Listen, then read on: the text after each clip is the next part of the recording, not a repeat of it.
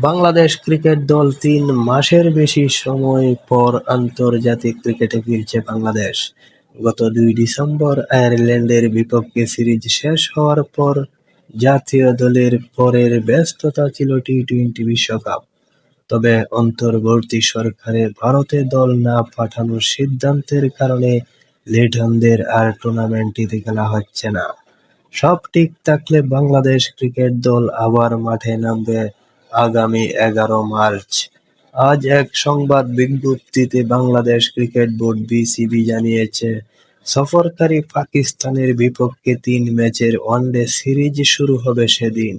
বিসিবির প্রকাশ করা সূচি অনুসারে পাকিস্তান ক্রিকেট দল ঢাকায় আসবে ৯ মার্চ। ২ দিন পর মিরপুর শেরেবাংলা স্টেডিয়ামে সিরিজের প্রথম ম্যাচ। সিরিজের পরের দুটি ম্যাচ ১৩ ও ১৫ মার্চ। সব ম্যাচই দিবারাত্রি। খেলা শুরু হবে বাংলাদেশ সময় বিকাল ২টা ১৫ মিনিটে। মিরপুরের সিরিজে ৩ ওয়ানডে শেষে পাকিস্তান দল ঢাকা ছাড়বে ১৬ মার্চ।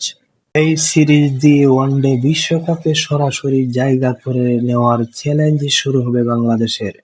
বিশ্বকাপে সরাসরি জায়গা করতে আগামী বছরে ৩১ মার্চের মধ্যে র্যাঙ্কিংয়ে সেরা ৯-এ থাকতে হবে।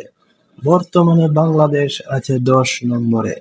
এবছর সব মিলিয়ে ২৩টি ওয়ানডে খেলার কথা রয়েছে বাংলাদেশের।